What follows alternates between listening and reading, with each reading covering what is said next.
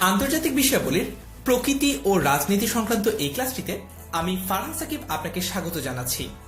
আজকের এই ক্লাসটি থেকে আমরা শিখব বিশ্বের প্রাকৃতিক পরিবেশ, পরিবেশবাদী সংস্থা, জাতিসংঘের সম্মেলন, বিশ্বের আলোচিত রাজনৈতিক দল, আলোচিত গেরিলা দল, বিশ্বের আশ্চর্য ও শব্দাশ্চর্য সম্পর্কে নানা রকম চমকপ্রদ তথ্য, যেগুলো বিভিন্ন মেধা যাচাইমূলক প্রতিযোগিতামূলক পরীক্ষায় অনেক সময় প্রশ্ন হিসেবে এসে থাকে। চলুন তাহলে দেরি না করে শুরু করে দেওয়া যাক। প্রথমে আমরা বিশ্বের প্রাকৃতিক পরিবেশ সংশ্লিষ্ট বিভিন্ন গুরুত্বপূর্ণ এবং একেবারে বেসিক তথ্য সম্পর্কে জানব। প্রথমে আমরা জানব রিক্টার স্কেল সম্পর্কে। রিক্টার পরিমাপ বা রিক্টার স্কেল কোনো ভূমিকম্পের প্রাবল্যকে সংখ্যা দিয়ে প্রকাশ করার জন্য ব্যবহার করা হয়। এটি একটি 10 ভিত্তির লগারিদম পরিমাপ। তার মানে হচ্ছে এই পরিমাপে যে কোনো সংখ্যার ভূমিকম্প এর আগের সংখ্যার চাইতে 10 গুণ বেশি শক্তিশালী। অর্থাৎ 3 মাত্রার ভূমিকম্প যতটুকু শক্তিশালী হবে, 4 মাত্রার ভূমিকম্প তার চেয়ে 10 গুণ বেশি শক্তিশালী হবে। আর এই যে ভূমিকম্প, সেটি মাপার জন্য যে যন্ত্রটি ব্যবহার করা হয় তার নাম হচ্ছে সিসমোগ্রাফ। তার পাশাপাশি আমরা জেনে নেই যে কোন দেশটিকে ভূমিকম্পের দেশ বলা হয়, এবং সেই দেশটির নাম হচ্ছে জাপান। এখন আমরা কয়েকটা পরিবেশ বিষয়ক প্রোটোকল সম্পর্কে জানব বা চুক্তি সম্পর্কে জানব। একেবারে শুরুতে জানব মন্ট্রিয়াল চুক্তি। মন্ট্রিয়াল চুক্তি বা মন্ট্রিয়াল প্রোটোকল, এটি হচ্ছে পৃথিবীর যে ওজোন স্তর রয়েছে, পৃথিবীর ভূপৃষ্ঠ থেকে এর উপরে বায়ুমণ্ডলের যে ওজোন স্তর, সেটিকে রক্ষা করার জন্য একটি আন্তর্জাতিক চুক্তি।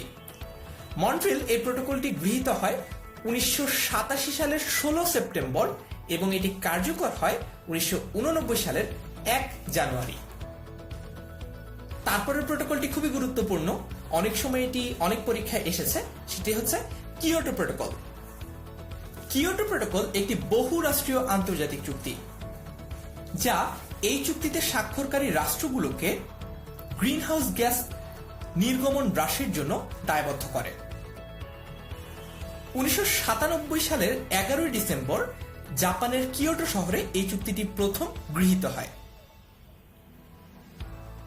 2005 সালের 16 ফেব্রুয়ারি কিয়োটো প্রোটোকল কার্যকর হয়। বর্তমানে এই চুক্তিটিতে স্বাক্ষর করেছে পৃথিবীর 192টি দেশ। তারপর আমরা জানব কার্টাগেনা প্রোটোকল সম্পর্কে। কার্টাগেনা প্রোটোকল এটি স্বাক্ষরিত হয় 2000 সালের 29 জানুয়ারি। এটি জাতিসংঘের জৈব নিরাপত্তা বিষয়ক একটি চুক্তি। 1999 সালের ফেব্রুয়ারিতে এই চুক্তিটি গৃহীত হয়। পরবর্তীতে 2000 সালের 29 জানুয়ারিতে খসড়া বা ড্রাফট চূড়ান্ত করে এই চুক্তিটি কার্যকর করা হয়। তারপর আমরা জানব এজেন্ডা 21 সম্পর্কে। এজেন্ডা 21 জাতিসংঘের একটি অ্যাকশন প্ল্যানের অন্তর্গত কর্মপরিকল্পনা, যেখানে পরিবেশের টেকসই উন্নয়নের কথা বলা হয়েছে। 1992 সালে ব্রাজিলের রিও ডি জেনিরোতে আর্থ সামিটের একটি ফলাফল ছিল এই এজেন্ডা 21, যা স্থানীয়, জাতীয় এবং আন্তর্জাতিক পর্যায়ে কাজ করার লক্ষ্য নিয়ে গঠন করা হয়। তারপর আমরা জানব বিশ্ব জলবায়ু কনফারেন্সের আয়োজক কারা। বিশ্ব জলবায়ু কনফারেন্সের আয়োজক হচ্ছে বিশ্ব আবহাওয়া সংস্থা। এখন আমরা আরেকটা মজার তথ্য জানি, সেটা হচ্ছে প্রশান্ত মহাসাগরের এলাকা কিংবা চীন, জাপানের আশেপাশে হ্যারিকেনের পরিবর্তে একটা অন্য শব্দ ব্যবহার করা হয়। সেই শব্দটা হচ্ছে টাইফুন। ধারণা করা হয় চীনা শব্দ টাইফেং থেকে এটি এসেছে। এর অর্থ প্রচন্ড বাতাস। আটলান্টিক মহাসাগর এলাকা কিংবা আমেরিকার আশেপাশে ঘূর্ণিঝড়ে বাতাসের গতিবেগ যখন ঘন্টায় 117 কিলোমিটারের চেয়েও বেশি হয়, তখন জনগণকে এর ভয়াবহতা বোঝাতে হ্যারিকেন শব্দটি ব্যবহার করা হয়। এই শব্দটি এসেছে মায়া দেবতা হুরাকান থেকে, যাকে বলা হতো ঝড়ের দেবতা। তারপর এখন আমরা বিশ্বের পরিবেশবাদী সংস্থার ব্যাপারে জানব। আমরা জানবো WWF সম্পর্কে এবং আমরা জানবো UNEP সম্পর্কে। WWF নামটা শুনেই অনেকের হয়তো মনে হচ্ছে যে এখন হয়তো বা ওয়ার্ল্ড রেসলিং ফেডারেশন নিয়ে কিছু কথাবার্তা বলা হবে, কিন্তু না, আমরা আসলে ওয়ার্ল্ড রেসলিং ফেডারেশন নিয়ে কথা বলবো না। WWF এর আরেকটি পূর্ণরূপ রয়েছে, সেটা হচ্ছে world wide fund for nature. তো এই যে WWF বা world wide fund for nature, সেটি বন্যপ্রাণী সংরক্ষণে এবং পরিবেশের উপর মানুষের প্রভাব কমানোর জন্য 1961 সালের 29 এপ্রিল যাত্রা শুরু করে। শুরুতে এর নাম ছিল ওয়ার্ল্ড ওয়াইল্ড লাইফ ফান্ড বা WWF। পুরো পৃথিবীব্যাপী এর সমর্থকের সংখ্যা 5 মিলিয়নেরও বেশি এবং এটি বিশ্বের বৃহত্তম সংরক্ষণ সংস্থা। পৃথিবীর প্রায় 100টিরও বেশি দেশে এটি কাজ করছে। 1995 সাল থেকে 12,000-এরও বেশি সংরক্ষণ উদ্যোগে তারা $1 বিলিয়ন বেশি বিনিয়োগ করেছে। তারপর জানবো UNEP সম্পর্কে, যার পুনরূপ হচ্ছে United Nations Environment Programme. UNEP জাতিসংঘের পরিবেশ বিষয়ক সকল কর্মসূচিগুলোর তত্ত্বাবধায়ক হিসেবে কাজ করে। তাছাড়া উন্নয়নশীল দেশগুলোতে পরিবেশ বান্ধব পলিসি তৈরি করতে এই সংস্থাটি সাহায্য করে থাকে। 1972 সালে এই সংস্থাটি প্রতিষ্ঠিত হয়। এর সদর দপ্তর কেনিয়ার নাইরোবিতে অবস্থিত। 17টি টেকসই উন্নয়নের লক্ষ্যমাত্রা পূরণের জন্য কাজ করে যাচ্ছে এই সংস্থাটি। জলবায়ু পরিবর্তন মোকাবেলায় বিভিন্ন পদক্ষেপ ও কর্মসূচি গ্রহণ করে থাকে UNEP। তারপর আমরা আরো দুটো পরিবেশবাদী সংস্থার নাম জানব এবং তাদের কাজ জানব। একটি হচ্ছে গ্রিনপিস এবং আরেকটি হচ্ছে IPCC। গ্রিনপিস একটি বেসরকারি পরিবেশবাদী সংস্থা। এটি প্রতিষ্ঠিত হয়েছিল 1971 সালে এবং গ্রিনপিসের লক্ষ্য হচ্ছে পৃথিবীর সমস্ত বৈচিত্র্যপূর্ণ জীবনকে সংরক্ষণ করার যে ক্ষমতা, সেই ক্ষমতাটি প্রদান করা এবং জলবায়ু পরিবর্তন, বনভূমি ওভারফিশিং, বাণিজ্যিকভাবে তিমি নিধন, জেনেটিক ইঞ্জিনিয়ারিং এবং পারমাণবিক অস্ত্র নিরস্ত্রীকরণ সম্পর্কিত বিভিন্ন ইস্যু নিয়ে কাজ করাও এর লক্ষ্য। পৃথিবীর প্রায় 3 মিলিয়ন মানুষ এর সমর্থক এবং এটি তাদের অনুদানের উপর নির্ভর করেই পরিচালিত হয়। কোন সরকার, কর্পোরেশন বা রাজনৈতিক দলগুলোর আর্থিক তহবিল গ্রিনপিস গ্রহণ করে না। তারপর আমরা জানবো খুবই গুরুত্বপূর্ণ IPCC সম্পর্কে, যার পূর্ণরূপ হচ্ছে inter governmental panel on climate change. IPCC জাতিসংঘের একটি আন্তঃসরকারি সংস্থা যা বিশ্বকে মানবসৃষ্ট জলবায়ু পরিবর্তনের ঝুঁকি, প্রাকৃতিক, রাজনৈতিক, অর্থনৈতিক প্রভাবের ঝুঁকি নিরূপণ ও নিরসন সংক্রান্ত বিভিন্ন সমস্যার সমাধান দিয়ে থাকে। তার পাশাপাশি এটি বিভিন্ন বৈজ্ঞানিক তথ্য সরবরাহ করে থাকে। এটি প্রতিষ্ঠিত হয় 1928 সালে এবং পরবর্তীতে জাতিসংঘের সাধারণ সভায় এটি আনুষ্ঠানিকভাবে অনুমোদন লাভ করে। তারপর আমরা জানবো জাতিসংঘের বিভিন্ন পরিবেশ বিষয়ক সম্মেলন নিয়ে। দেখে নেওয়া যাক সেগুলো। আমরা একেবারে শুরুতেই জানবো স্টকহোম সম্মেলন সম্পর্কে। 1972 সালের জুন মাসে পৃথিবীব্যাপী পরিবেশ দূষণের যে মাত্রা, সেটি বেড়ে যাওয়ার কারণে পরিস্থিতি পর্যালোচনা করতে এই আন্তর্জাতিক সম্মেলনটি অনুষ্ঠিত হয়। স্টকহোমে এই আন্তর্জাতিক সম্মেলনের প্রস্তাব করা হয় বিশ্বব্যাপী পরিবেশগত সমস্যাগুলো মোকাবেলার পদক্ষেপ সম্পর্কে আলোচনা করার জন্য। স্টকহোম সম্মেলনের ফলাফল স্বরূপ আমরা UNEP বা ইউনাইটেড নেশনস এনভায়রনমেন্ট প্রোগ্রাম এটি দেখতে পাই। উন্নয়নশীল দেশগুলো এই UNEP গঠনের পক্ষে সমর্থন জানিয়েছিল।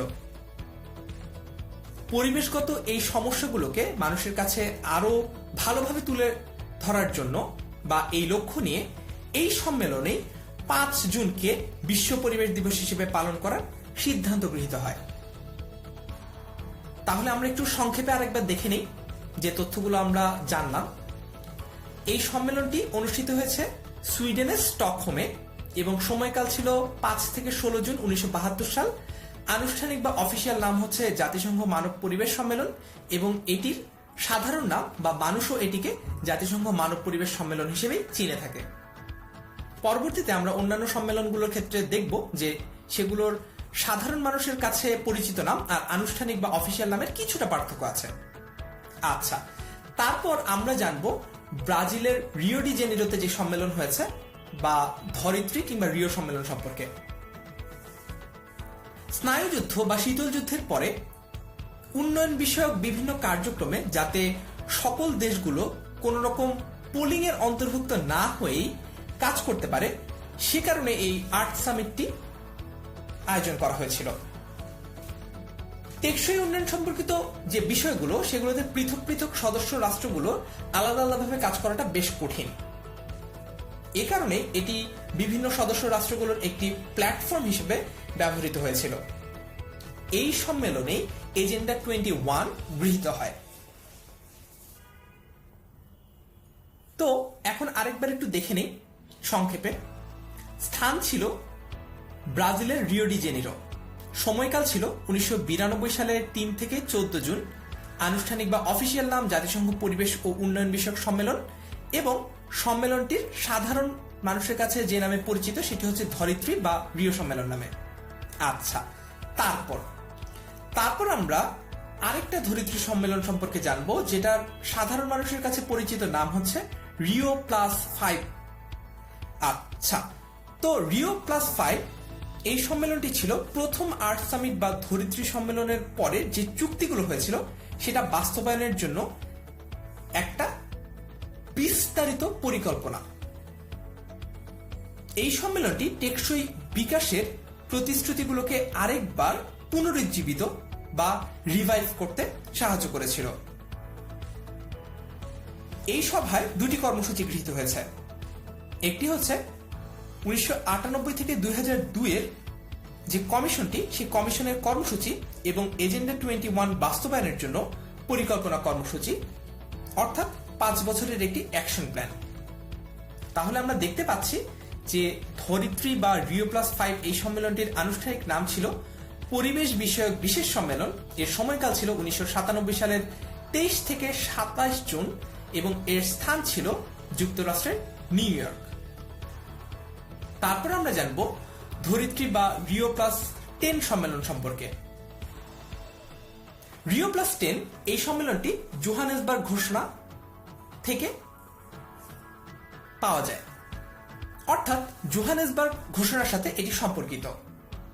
এখান থেকেই জোহানেসবার্গ এই ঘোষণাটি দেওয়া হয়। এটি মূলত বিশ্বব্যাপী জনগণকে টেকসই উন্নয়নের জন্য গুরুতর হুমকির দিক থেকে সচেতন করতে দেওয়া একটি ঘোষণা।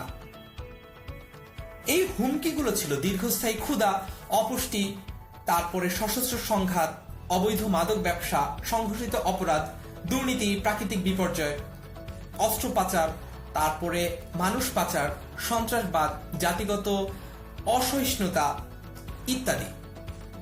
এবং এই যে সমস্যাগুলো, এই সমস্যাগুলোকে আইডেন্টিফাই করাই ছিল এই সম্মেলনটির প্রধান কাজ। ধরিত্রী বা রিও+10 সম্মেলনটির আনুষ্ঠানিক নাম হচ্ছে বিশ্ব টেকসই উন্নয়ন সম্মেলন, যেটি অনুষ্ঠিত হয়েছিল 2002 সালের 26 আগস্ট থেকে 4 সেপ্টেম্বর এবং এটির স্থান ছিল দক্ষিণ আফ্রিকার জোহানেসবার্গ। তারপর আমরা ধরিত্রী বা রিও+20 সম্মেলন সম্পর্কে জানবো, যার অফিসিয়াল বা আনুষ্ঠানিক নাম হচ্ছে জাতিসংঘ টেকসই উন্নয়ন সম্মেলন এবং এটি সময়কাল ছিল 2012 সালের 13 থেকে 22 জুন এবং এটির স্থান ছিল ব্রাজিলের রিও ডি জেনেরিওতে। 2012 সালে এই যে সম্মেলনটি হয় তার মূল নাম হচ্ছে United Nation Conference on Sustainable Development. ব্রাজিলের প্রেসিডেন্ট দিলমা রুসেফ কেমন পৃথিবী আমরা দেখতে চাই বা the future world that we want to see, এই শীর্ষকে একটি বক্তব্য পাঠ করেন। এখানে টেকসই উন্নয়নের প্রাতিষ্ঠানিক কাঠামো কিরকম হবে সেটি সম্পর্কে সিদ্ধান্ত নেওয়া হয়। সবুজ অর্থনীতি বা গ্রিন ইকোনমি সম্পর্কেও কথা বলা হয়। এই সম্মেলনে 192টি দেশের প্রতিনিধি সহ 57টি দেশের রাষ্ট্রপ্রধানরা উপস্থিত ছিলেন, অর্থাৎ পৃথিবীর 192টি দেশ এখানে পার্টিসিপেট করেছে। এরপর আমরা বিশ্বের আলোচিত রাজনৈতিক দলগুলো সম্পর্কে জানব। আমরা ছবিতে দেখতে পাচ্ছি ফিলিস্তিনের PLO, ফিলিস্তিনের হামাস, ফিলিস্তিনের ফাতা এই রাজনৈতিক দলগুলোকে। প্যালেস্টাইন লিবারেশন অর্গানাইজেশন বা PLO, এই সংগঠনটি 1964 সালে একটি স্বাধীন রাষ্ট্র ফিলিস্তিন গঠনের উদ্দেশ্যে প্রতিষ্ঠিত হয়। 100-রও বেশি দেশ এই সংগঠনটিকে ফিলিস্তিনের ন্যায়সঙ্গত প্রতিনিধি হিসেবে বিবেচনা করে এবং তাদের সাথেই কূটনৈতিক সম্পর্ক বজায় রাখে। 1974 সাল থেকে PLO জাতিসংঘের পর্যবেক্ষক মর্যাদা ভোগ করেছে। 1991 সালে মাদ্রিদ সম্মেলনের আগ পর্যন্ত যুক্তরাষ্ট্র ও ইসরায়েল একে একটি সন্ত্রাসী সংগঠন হিসেবে দেখত।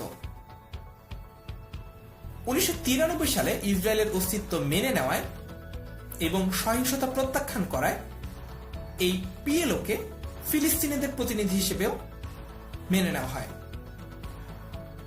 1994 সালে PLO তার তৎকালীন চেয়ারম্যান ইয়াসির আরাফাতকে সহ যৌথভাবে শান্তিতে নোবেল পুরস্কার পায় এবং এটি ইয়াসির আরাফাত পেয়েছিলেন ইসরায়েলের সাথে সমঝোতার কারণে। তবে তার সাথে যৌথভাবে আরো একজন পুরস্কারটি পান, সেটি হচ্ছে আইজাক রবিন ও শিমন পেরেজ। তারপর আমরা জানব হামাস সম্পর্কে। হামাস হচ্ছে ফিলিস্তিনি সুন্নি ইসলামী বা ইসলামী রাজনৈতিক দল যারা গাজা স্ট্রিপ নিয়ন্ত্রণ করে। হামাসের ইজ আদ-দিন আল কাসাম ব্রিগেড নামে একটি সামরিক শাখা রয়েছে। 2006 সালের জানুয়ারিতে ফিলিস্তিনি পার্লামেন্ট সংসদীয় নির্বাচনে অধিকাংশ আসন বা 70টি আসনে তারা জয়লাভ করে। 2007 সালে জুন মাস থেকে তারা ফিলিস্তিন অঞ্চলের গাজা ভূখণ্ড পরিচালিত করে। ইউরোপীয় ইউনিয়ন, মার্কিন যুক্তরাষ্ট্র, কানাডা, ইসরায়েল এবং জাপান হামাসকে একটি সন্ত্রাসবাদী সংগঠন হিসেবে চিহ্নিত করেছে। এই হামাস প্রতিষ্ঠিত হয়েছিল 1987 সালে। তারপর আমরা জানব ফাতাহ সম্পর্কে। ফিলিস্তিনি নেতা ইয়াসির আরাফাতের নেতৃত্বে 1959 সালে গঠিত দল এই ফাতাহ একটি ফিলিস্তিনি জাতীয়তাবাদী গণতান্ত্রিক রাজনৈতিক দল এটি, এবং তারা সংঘবদ্ধভাবে PLO এর বিরোধিতা করে। প্যালেস্তিনি কর্তৃপক্ষের রাষ্ট্রপতি এই ফাতাহার সদস্য। 1993 সালে ইসরায়েলের সাথে অসলো আপোষ চুক্তি স্বাক্ষরের আগ পর্যন্ত ফাতাহ সশস্ত্র সংগ্রামের মাধ্যমে অধিকৃত ফিলিস্তিন ভূখণ্ড মুক্ত করার নীতিতে অবিচল ছিল, কিন্তু আপোষ চুক্তি স্বাক্ষরের পর ফাতাহ তৎপরতা কেবলমাত্র রাজনৈতিক সংগ্রামে সীমিত হয়ে পড়ে, অর্থাৎ তারা আর কোনো সামরিক কার্যক্রম পরিচালনা করে না। তারপর আমরা জানব আরো কিছু রাজনৈতিক দল সম্পর্কে। আমরা দেখতে পাচ্ছি লেবাননের হিজবুল্লাহ সম্পর্কে। হিজবুল্লাহ এর আক্ষরিক অর্থ হচ্ছে আল্লাহর দল। লেবানন ভিত্তিক শিয়া ইসলামপন্থী একটি রাজনৈতিক দল ও সশস্ত্র সংগঠন হচ্ছে এই হিজবুল্লাহ। দলটির জিহাদ কাউন্সিল নামক সামরিক শাখা এবং loyalty to the resistance block নামে একটি রাজনৈতিক শাখা রয়েছে। এটি ইরান ও সিরিয়া থেকে আর্থিক ও রাজনৈতিক সমর্থন গ্রহণ করে এবং তার সামরিক পক্ষকে আরব ও মুসলিম বিশ্বের অনেক অংশ জুড়ে একটি প্রতিরোধের আন্দোলন হিসেবে গণ্য করা হয়। মার্কিন সরকার, Netherlands, Bahrain, France, Great Britain, Australia, Canada, ইসরায়েলের সাথে হিজবুল্লাহ বা পুরো আংশিকভাবে একটি সন্ত্রাসী সংগঠন হিসেবে তাদেরকে বিবেচনা করে। এর প্রতিষ্ঠাকাল হচ্ছে 1985 সাল। তারপর আমরা আরো দুটো রাজনৈতিক দল সম্পর্কে জানবো। দুটো রাজনৈতিক দলই যুক্তরাষ্ট্রের, একটি হচ্ছে রিপাবলিকান পার্টি আর একটি হচ্ছে ডেমোক্রেটিক পার্টি। রিপাবলিকান পার্টি মার্কিন যুক্তরাষ্ট্রের একটি ঐতিহাসিক রাজনৈতিক দল। এই দলকে জিওপি বা গ্র্যান্ড ওল্ড পার্টি হিসেবেও বলা হয়। ঐতিহাসিকভাবে এই দলের প্রতিদ্বন্দ্বী হচ্ছে ডেমোক্রেটিক পার্টি। এ পর্যন্ত 19 জন প্রেসিডেন্ট রিপাবলিকান দল থেকে নির্বাচিত হয়েছে, যাদের মধ্যে উল্লেখযোগ্য হিসেবে রয়েছেন প্রথম নির্বাচিত হওয়া 16তম মার্কিন রাষ্ট্রপতি আব্রাহাম লিঙ্কন, যুক্তরাষ্ট্রের 45তম প্রেসিডেন্ট হিসেবে রিপাবলিক দল থেকে ক্ষমতাসীন রাষ্ট্রপতি হিসেবে বর্তমানে আসীন রয়েছে প্রেসিডেন্ট ডোনাল্ড ট্রাম্প। তিনি 2017 সালের 20 জানুয়ারি আনুষ্ঠানিকভাবে তার দাপ্তরিক কাজ শুরু করেন। এরপর আমরা জানব ডেমোক্রেটিক পার্টি সম্পর্কে। মার্কিন যুক্তরাষ্ট্রের এটিও একটি বড় রাজনৈতিক দল। মার্কিন রাজনীতিতে এই দলটি সামাজিক স্বাধীনতা এবং উন্নয়ন প্রচলনের ধারণা নিয়ে কিছুটা বাম ঘরানার রাজনীতির সাথে সম্পৃক্ত। মার্কিন যুক্তরাষ্ট্রের সাবেক রাষ্ট্রপতি বারাক ওবামা দলটি থেকে মনোনীত 15তম নির্বাচিত রাষ্ট্রপতি। 2010 সালের 110তম কংগ্রেস নির্বাচনে দলটি মার্কিন যুক্তরাষ্ট্রের আইন প্রণয়নকারী বিচার সভা তথা কংগ্রেসের নিম্নকক্ষ হাউস অফ রিপ্রেজেন্টেটিভসে সংখ্যাগরিষ্ঠতা লাভ করলেও উচ্চকক্ষ বা সিনেটে সংখ্যাগরিষ্ঠতা হারায়। এর প্রতিষ্ঠাকাল 1818 সালের 8 জানুয়ারি, আর সদর দপ্তর ওয়াশিংটন ডিসিতে। আশা করি রাজনৈতিক দল সম্পর্কে আমরা একটা ধারণা পেয়েছি।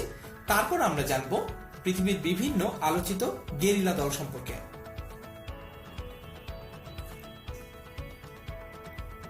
আমরা প্রথমেই জানব কলম্বিয়ার ফার্ক সম্পর্কে।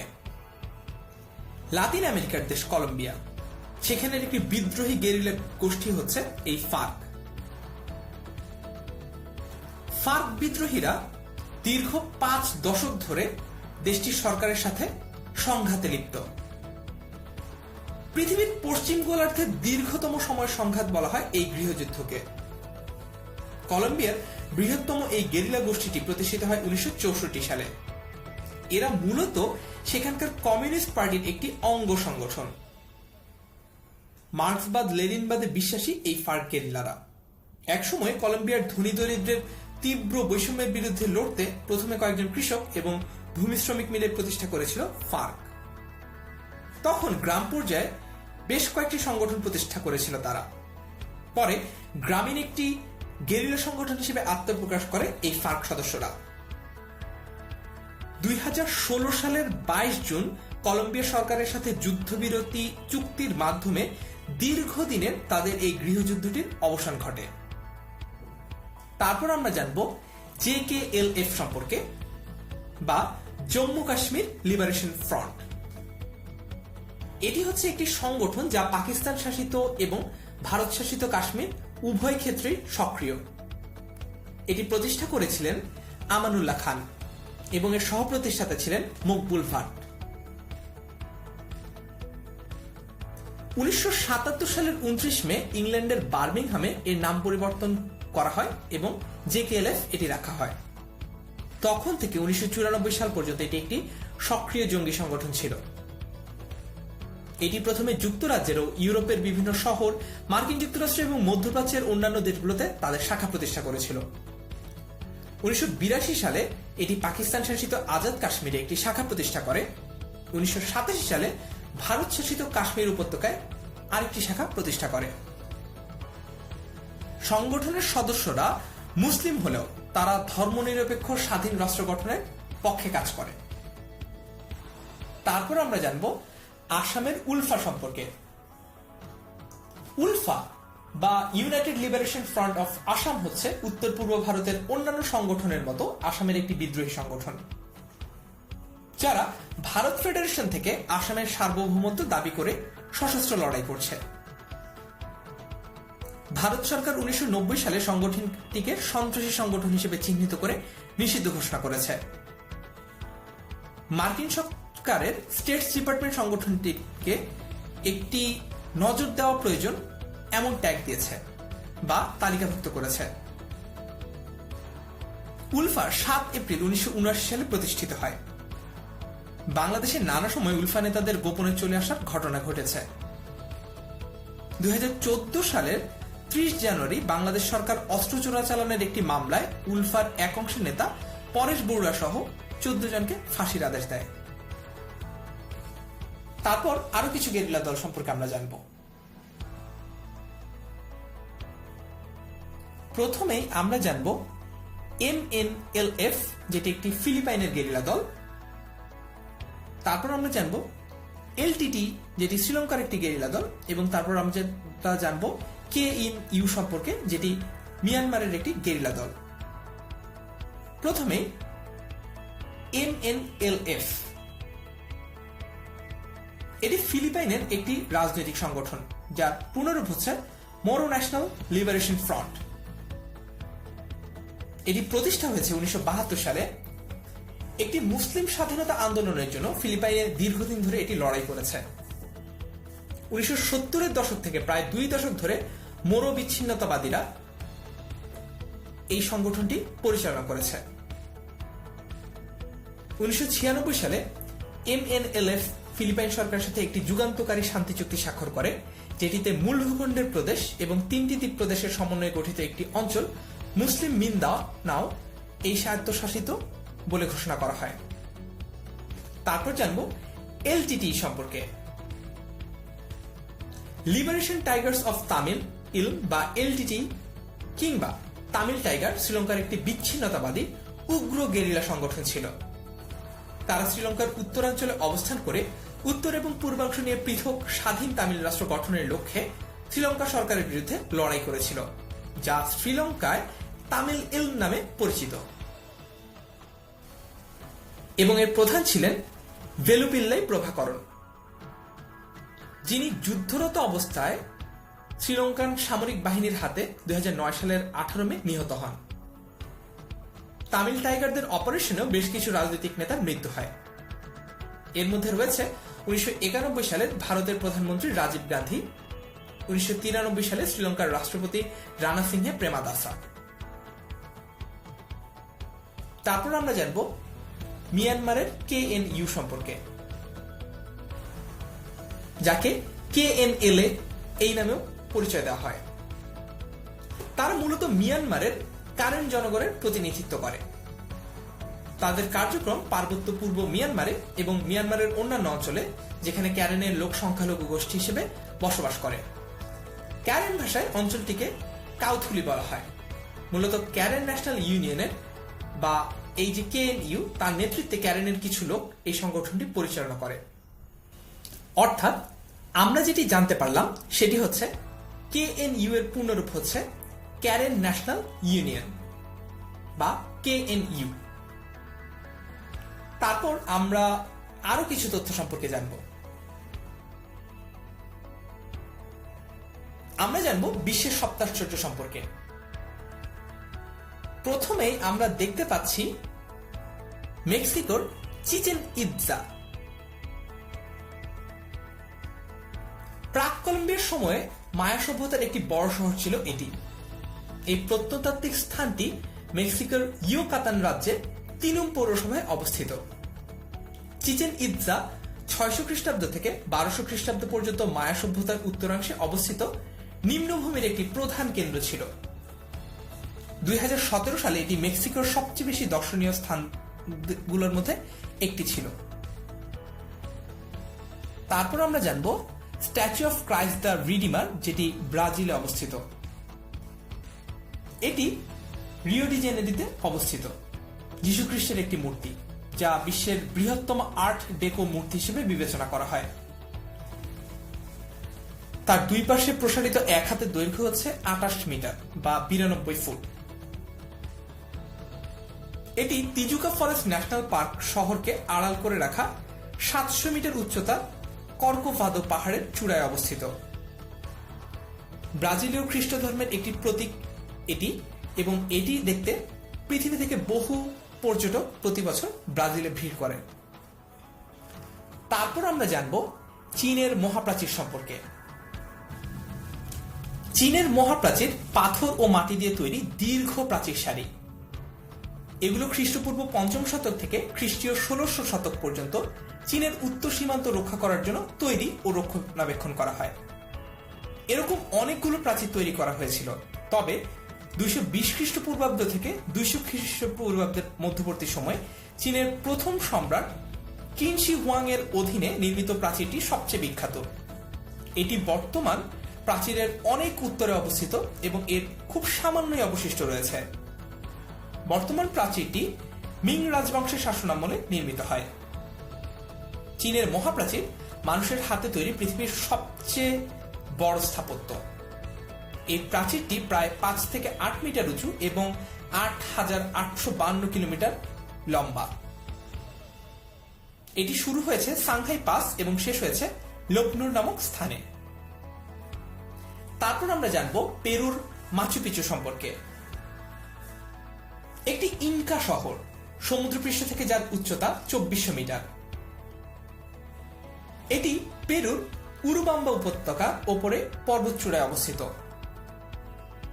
মাচু পিচুই সম্ভবত ইনকা সভ্যতার সবচেয়ে পরিচিত নিদর্শন, যাকে প্রায় ইনকাদের হারানো শহর বলা হয়। এটি 1450 সালের দিকে নির্মিত হয়, কিন্তু এর 100 বছর পর ইনকা সভ্যতা যখন স্পেন দ্বারা আক্রান্ত হয় তখন এটি পরিত্যক্ত হয়ে পড়ে। কয়েকশো বছর অজ্ঞাত থাকার পর 1911 সালে হিরাম বিংহ্যাম নামে এক মার্কিন ঐতিহাসিক এটিকে আবার সমগ্র বিশ্বের নজরে নিয়ে আসেন। তারপর থেকে মাচু পিচু পর্যটকদের কাছে একটি আকর্ষণীয় দর্শনীয় স্থান হয়ে উঠেছে। ইউনেস্কো 1983 সালে এটিকে তাদের বৈশ্বিক ঐতিহ্যবাহী স্থানের তালিকায় অন্তর্ভুক্ত করে। তারপর আমরা জানবো ইতালির কলোসিয়াম সম্পর্কে। ইতালির রোমে অবস্থিত একটি বড় উপবৃত্তাকার ছাদবিহীন মঞ্চ হচ্ছে এই কলোসিয়াম। 50,000 দর্শক ধারণা ক্ষমতা সম্পন্ন এই মঞ্চটি সাধারণত গ্ল্যাডিয়েটরদের প্রতিযোগিতা এবং জনসাধারণের উদ্দেশ্যে কোনো প্রদর্শনীর জন্য ব্যবহৃত হতো। এর অবস্থান রোমান ফোরামের ঠিক পশ্চিমে, যার নির্মাণ কাজ শুরু হয়েছিল 70 থেকে 72 খ্রিস্টাব্দের মাঝে কোনো একটা সময়। এ সময় সম্রাট ভেসপাসিয়ানের রাজত্ব ছিল। রোমান সম্রাটের সবচেয়ে বড় এই স্থাপনার নির্মাণ কাজ শেষ হয়েছিল 80 খ্রিস্টাব্দে সম্রাট তিতুসের রাজত্বকালে। তারপর আমরা জানব জর্ডানের পেত্রা নগরী সম্পর্কে। এটি একটি প্রাচীন আরব শহর।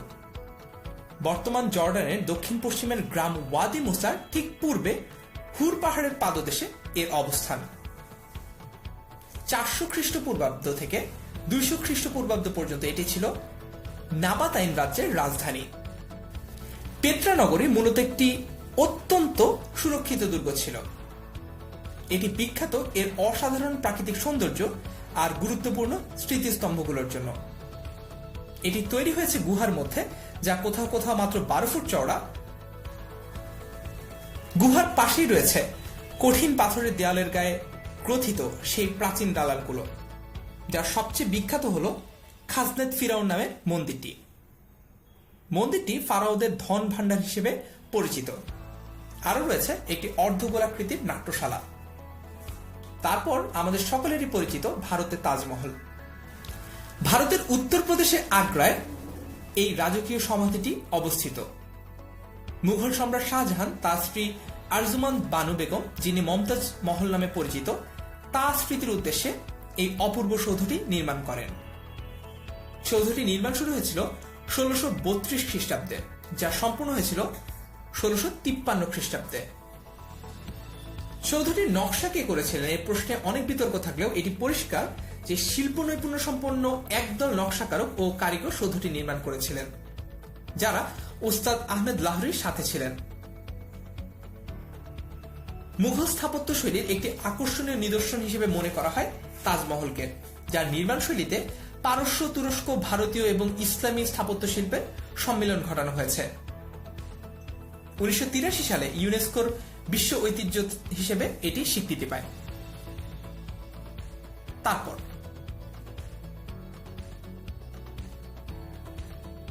এরপর আমরা বিশ্বের আরো কিছু সপ্তাশ্চর্য ও আশ্চর্য সম্পর্কে জেনে নেব, যেগুলো কিনা বিশ্বের নতুন প্রাকৃতিক সপ্তাশ্চর্য।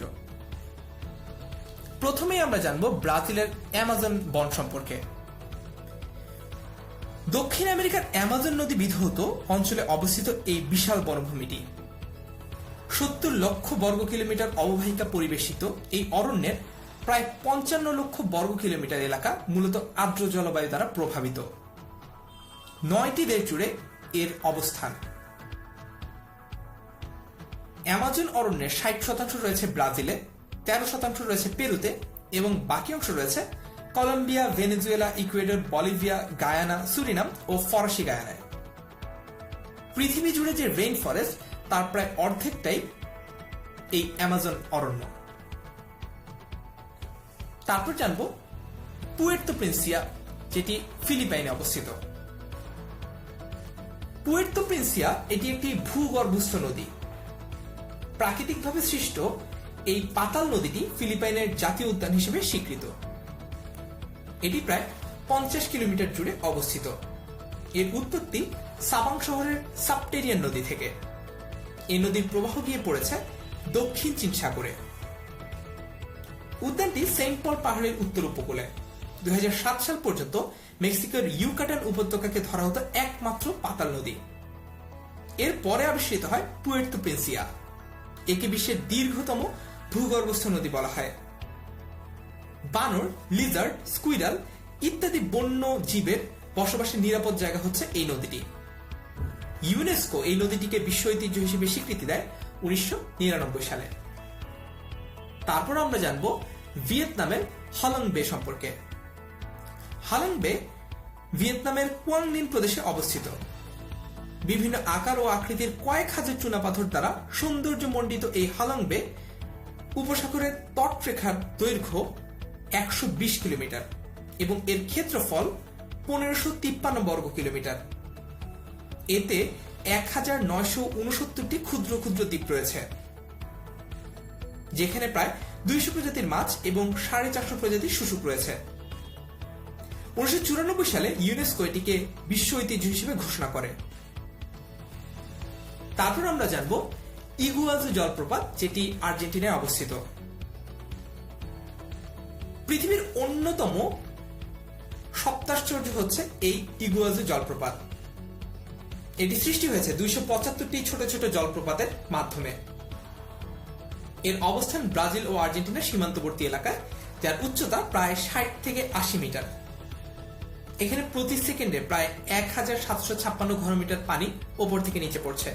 আর এই ইগুয়াজু শব্দটা এসেছে টুপি, বা যার আরেকটি অর্থ হচ্ছে পানি, সেখান থেকে। তারপর আমরা জানব দক্ষিণ কোরিয়ার জেজু দ্বীপ সম্পর্কে। 360টি আগ্নেয়গিরি পরিবেষ্টিত দক্ষিণ কোরিয়ার দক্ষিণ উপকূল থেকে 130 কিলোমিটার দূরে সবচেয়ে বড় দ্বীপ ও ক্ষুদ্রতম প্রদেশ এবং সুপ্ত আগ্নেয়গিরি হচ্ছে এই জেজু। প্রায় 20 লক্ষ বছর আগে আগ্নেয়গিরির অগ্নুৎপাতে এর সৃষ্টি। সমুদ্রপৃষ্ঠ থেকে এর উচ্চতা 1950 মিটার। 1910 সালের আগে দ্বীপটিকে অন্য নামে ডাকা হতো। পরে 1948 সাল থেকে এটি পরিচিত লাভ করে জেজু নামে। এই দ্বীপের ক্ষেত্রফল 1846 বর্গ মিটার। এই দ্বীপের ক্ষেত্রফল 1846 বর্গ কিলোমিটার। জেজু দ্বীপে অবস্থিত সর্বোচ্চ পাহাড় হেলাসান দক্ষিণ কোরিয়ার সর্বোচ্চ বিন্দু। সমুদ্রপৃষ্ঠ থেকে এর উচ্চতা 1950 মিটার। তারপর আমরা জানব দক্ষিণ আফ্রিকার টেবল মাউন্টেন সম্পর্কে। দক্ষিণ আফ্রিকার পর্বত এটি, তবে একটি পর্বত না বলে কয়েকটি পর্বতের সমষ্টি বলাটাই ভালো হয়। এর অবস্থান দক্ষিণ আফ্রিকার কেপটাউন শহরে। সমুদ্রপৃষ্ঠ থেকে এটি 1086 মিটার উঁচু। এর দুটি চূড়া, একটি পূর্বের ডেভিল পার্ক এবং অপরটি লায়ন্স হেড নামে পরিচিত। স্থানীয়রা এখানে যে মেঘে ঢাকা পরিবেশ থাকে সেই মেঘকে বলে পাহাড়ের জামা।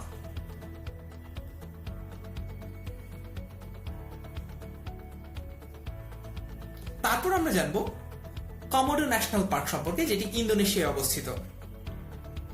ইন্দোনেশিয়ার জাতীয় উদ্যান হচ্ছে এই কমোডো। 3টি প্রধান বড় দ্বীপ কমোডো, রিনকা এবং পাডার ছাড়াও অনেক ছোট ছোট দ্বীপ নিয়ে এই উদ্যানটি গঠিত।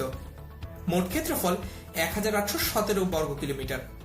দেশটি বিশাল আকৃতি গিরগিটি বাঁচানোর লক্ষ্যেই 1980 সালে এই উদ্যানটি তৈরি করে। পরে এটি অন্যান্য বিলুপ্ত সামুদ্রিক প্রাণী রক্ষার জন্য একটি প্রধান কেন্দ্র হিসেবে ব্যবহৃত হতে থাকে।